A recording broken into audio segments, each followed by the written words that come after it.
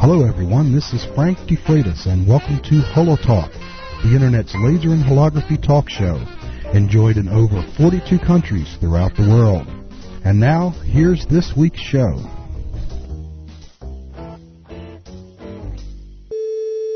Hello everyone, this is Frank DeFreitas and welcome to another week of HoloTalk. My guest this week is Brian Monahan of International Holographic Paper, located in Chalfont, Pennsylvania. International Holographic Paper produces a number of different commercial holograms, and some of their recent projects that you may have had an opportunity to see would be their video boxes, for instance, at your local video store. They were responsible for the Star Trek Generations, Matrix, and Men in Black, which actually was a production run of 27 million. They're also involved with a system that they developed called iScan, which is a new way of making dot matrix holograms through interferometric laser ablation. And Brian Monahan is going to be coming on and telling us a little bit about that technique. So let's move on to the show. It was recorded on location in Chalfont, Pennsylvania, and let's hear what Brian had to say. Hello everyone, this is Frank DeFreitas and welcome to another week of HoloTalk. We're kicking off a brand new season of HoloTalk shows, and I'm here in Chalfont, Pennsylvania with Brian Monahan, and Brian Monahan is owner of International Holographic Paper. And what I'd like to do at this point is to let Brian take a minute or two to let you know what International Holographic Papers is all about. Well, our company started in 1971, and we were basically in the paper business, selling commodity papers to commercial printing industry.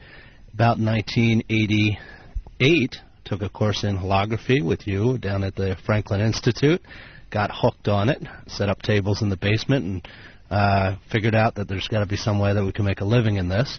Around 1992, we purchased our first dot matrix photoresist hologram machine that would produce up to 12 by 12 inch images, pixel by pixel, and really took off from there. We basically design all of our own custom holograms, electroform, emboss, and most of the material that we now distribute is still paper-based, just holograms that are embossed into paper for mass replication, for anything from cosmetic packaging, video boxes, beer can labels, beer bottle labels, and now a lot of point-of-purchase displays.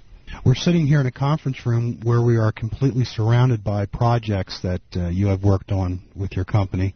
And I was wondering if you could take a moment just to look around the room and maybe pick out a few of the ones that are perhaps some special projects that you've worked on.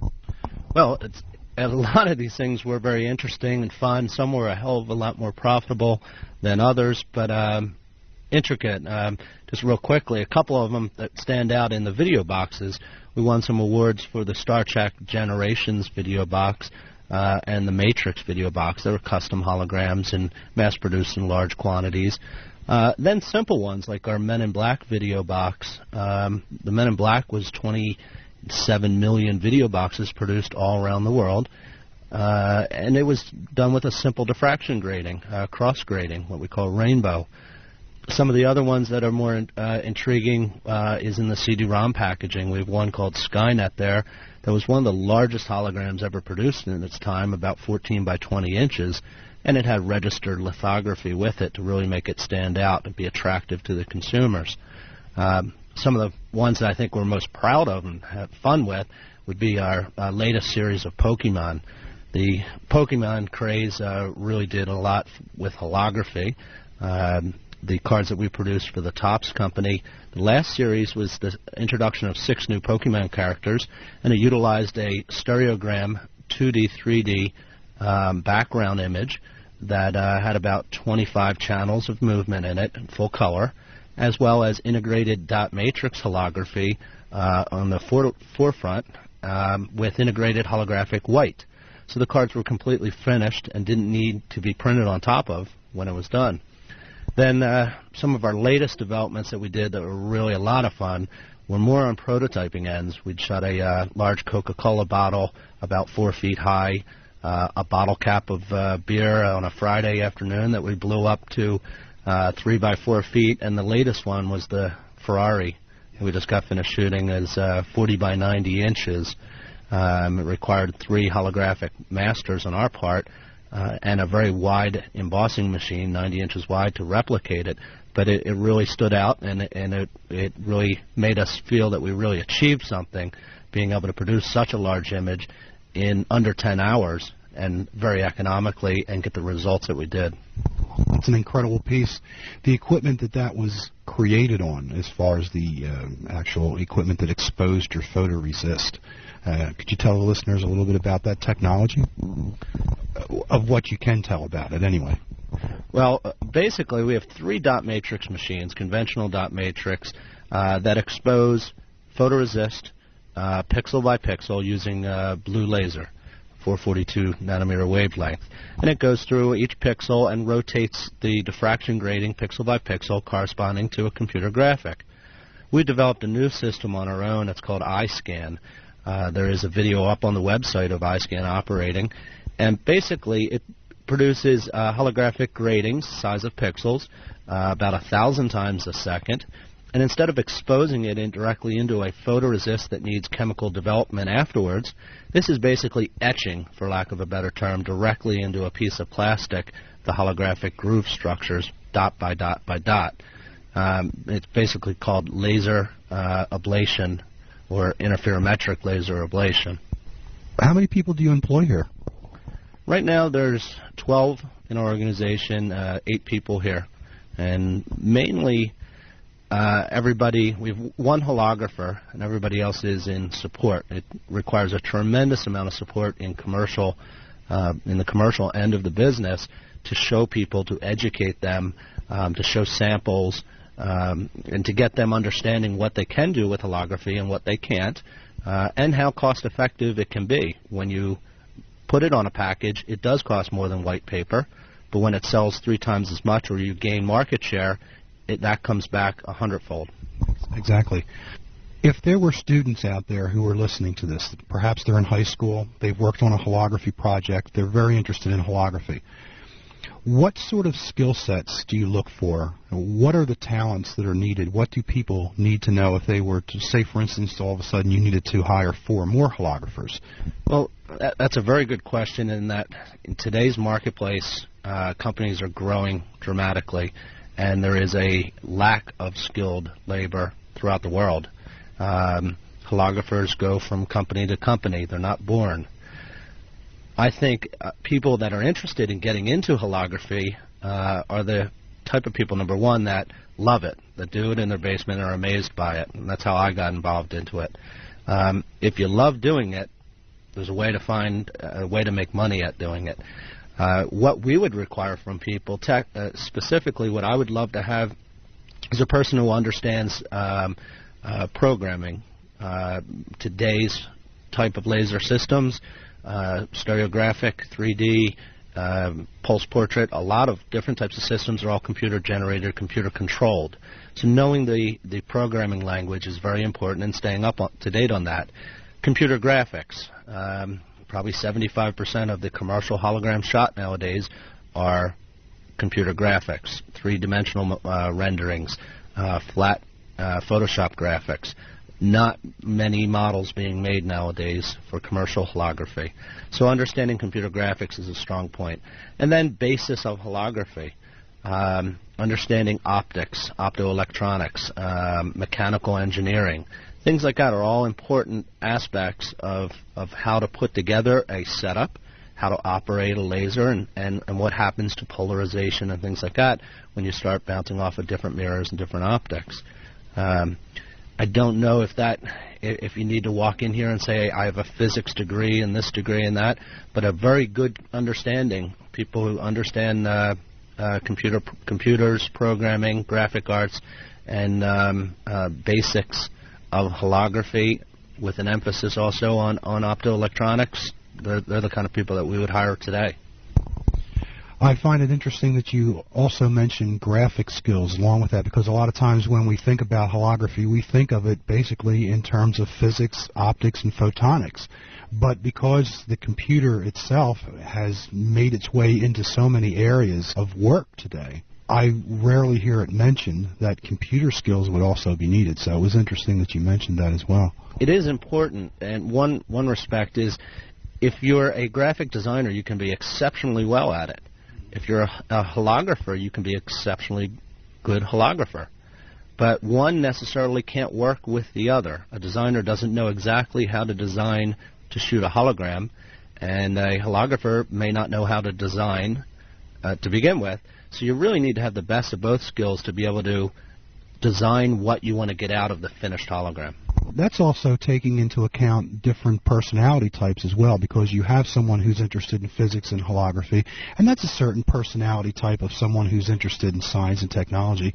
And then you have someone who would be designing on one of your workstations, and that's more of a creative type of personality. So I can see where these careers of the future, and this is definitely one of the careers of the future, where you need quite a bit of a balance in an individual when you're looking to employ someone. They need to be not only creative, but technically savvy as well. Do you see the field continuing to grow? Very much so. The projections that were done in, I believe, 1997 estimated the worldwide commercial industry for holography at about $1 billion. That was reassured at our last conference in 1999 in Florida at the HoloTalk conference. They do estimate, I believe, in 2002 or 2003 for it to double, to be a $2 billion industry. When you're getting to be that size worldwide and that type of 30 to 35% growth every year, it is something that a lot of people are paying more attention to. Holography has proven itself as a anti-theft device. Holography has proven itself to capture attention and just have an aesthetic beauty to it. So it is worldwide accepted, and I do also see a lot of different companies within the industry spending a large amount of money on capital equipment, capital investments to be the leader in the future or to maintain staying the leader in the future. So with all the money going into the industry and all the feedback from the consumers who utilize the holograms, I expect at least for the next 5-10 years to see this 30% growth. With the technology changing as fast as it's changing now, too, how often do you see it would be necessary to have one of your employees that's doing the holography learn new skills? Well, the toughest thing about this business is being the best at it. To survive, you need to be the best. You need to be new, and you need to be unique. The people who do that and spend the money on R&D and development are the people that will exceed and are the people that have gained the reputation as being innovators within the industry. As fast as holography in general or lasers in general are changing, which is so rapid just from a few years ago having to buy tubed Heenies to the diodes now, the same thing is happening within the holography industry. So you really need to be at the forefront of it. Things machinery that normally would last in a printing industry, let's say for 10, 20, 30 years, can become obsolete in 2 to 3 years within this industry. So new product development, and things along that line, developing new techniques in holography, not only to increase the efficiency, lower the cost, but to create new visual effects is something that's very, very important, and you can say something new is coming out every year at least. So essentially what you're saying is that you're the one that's creating the innovative changes, and it wouldn't be that you would send someone out to learn something new. You're doing that here yourself. Yeah, basically you have to there's no school to go to learn the fastest, newest things in holography. So you have to teach yourself, you have to come up with ideas, you have to spend the money, and you have to try to execute those ideas. Some things that we've tried have really paid off well. Our eye scan is a testimonial to that. Some things we've tried were ridiculous, and we spent a lot of money and got nowhere. But if we didn't try, we would have never known. And I think a lot of people within the industry are doing the same thing.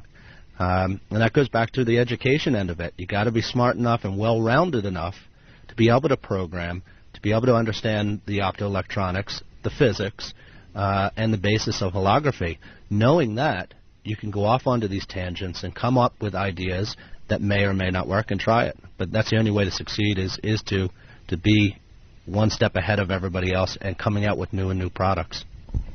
Well, you know, I'm an old-timer, and when I look back, successful holographers were still in the basement.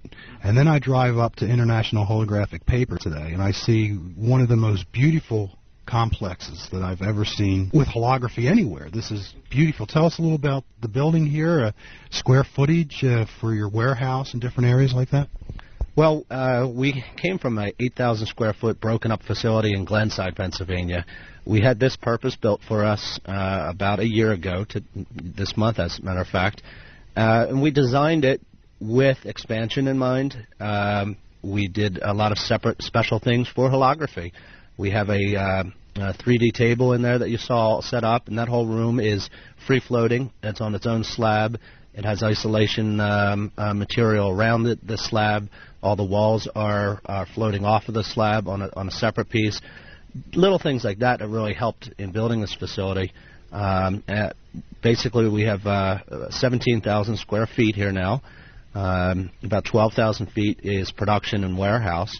And we're seeing we're running out of room very quickly as we keep vertically integrating, again with the idea of reducing costs, giving better product and better services to our clients. We're running out of space. We do stock a tremendous amount of holographic material, generic for the worldwide commercial printing industry. And we do see that as you vertically integrate, we're going to need another 10,000 square feet very quickly. Especially when you get into some of the large embossing and mass replicating equipment, the metallization, coating and priming, things of that nature. Before we close, could you tell the listeners a little bit about your website and what they would find when they go there? Yeah, our website is www. It's IHP Hologram, HOLOGRAM.com, IHPHologram.com. Basically, we have a couple videos up there explaining on how iScan works, also on how conventional dot matrix holography works, so you can have a little bit of a comparison between the old technology and the new. And there's a lot of neat photographs up on the website showing a lot of our client projects, what we've been doing lately. There's also a e-files electronic newsletter that we send out on a monthly basis. So if anybody would like to see what's going on in the realm of commercial holography, they can sign up, and every month we send out something of new projects that we're doing that they can see on their consumer shelves. Okay, I want to thank you very much for being on the show, and I'd like to let the HoloTalk listeners know that there is a link right on the HoloTalk page for the International Holographic Paper website, and I encourage you to click on that, go over and see what they're all about. And Brian, thank you very much for coming on the show. Thank you very much, Frank.